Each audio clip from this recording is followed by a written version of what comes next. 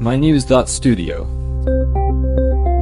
Picture this, a silver jet cutting through the sky, trailing a thin line of water vapor. Could this signal a turning point for green aviation? Today is November 8th, 2025. Our topic? Ecojet's push to launch what could become the world's first commercial hydrogen-powered airline. Why should anyone care? Aviation currently accounts for about 2% of global CO2 emissions. Cutting those emissions could have a notable impact. Exactly. And Ecojet isn't just another startup making bold claims. The team includes Dale Vince, who's made a name in green energy, and Brent Smith, an experienced pilot. Their approach is interesting. They plan to retrofit existing turboprop aircraft, so planes that seat between 19 and 70 people, with hydrogen electric engines. Not building new planes, but modifying those already flying. Why go the retrofit route? Retrofitting lets them use planes and infrastructure that are already out there. It's generally faster and could be less expensive than designing new aircraft from scratch. There's also less environmental cost compared to producing whole new fleets. Let's get specific. Ecojet has signed with Zero Avia to supply up to 70 hydrogen electric engines, including the ZA2000, which is rated for regional planes with up to 80 seats. These engines rely on hydrogen fuel cells. They generate electricity that powers electric motors, and the only emission is water. No CO2 at all. The plan is to start with domestic UK flights and expand into Europe as the tech proves itself. But how far can these planes actually fly? Right now, projections show a range of up to 700 miles by 2027 for the larger regional models.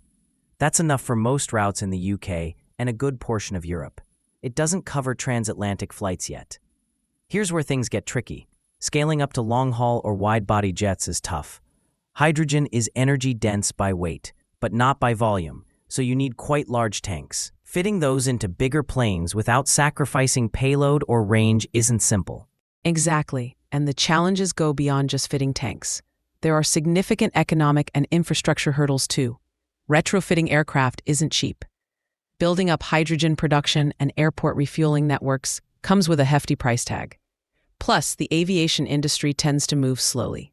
Ecojet's launch was originally planned for 2024, but now it's pushed back to at least 2026. Partly due to staff cuts and fundraising issues, they're still looking for around £20 million to actually get started. So what helps them move forward? Policy support is important. The UK's Jet Zero strategy is one example. It sets targets and provides incentives. There's also a need for international cooperation. But it's not just about money or policy. Certification is a big hurdle. Hydrogen electric engines have to meet strict safety requirements before they can carry passengers. And Ecojet isn't the only one watching this space. Airbus, for example, is developing its own hydrogen-powered concepts.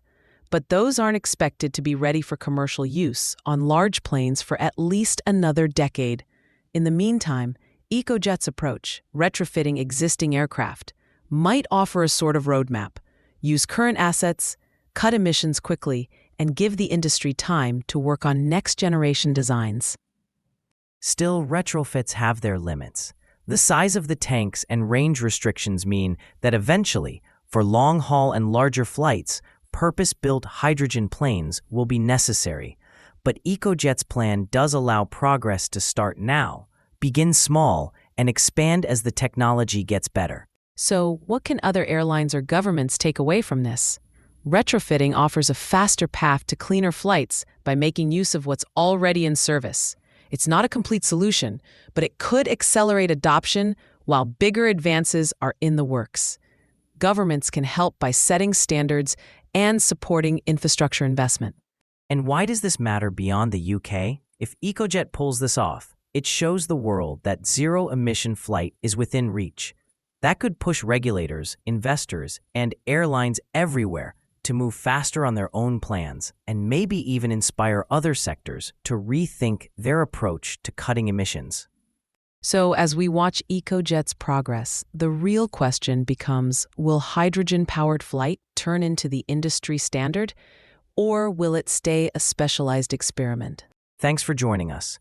We covered Ecojet's hydrogen electric retrofit plan, the limits of current technology, the business and regulatory challenges, and why this story has global implications. Thank you for listening. This episode is brought to you by mynews.studio. You can try it now, free of charge.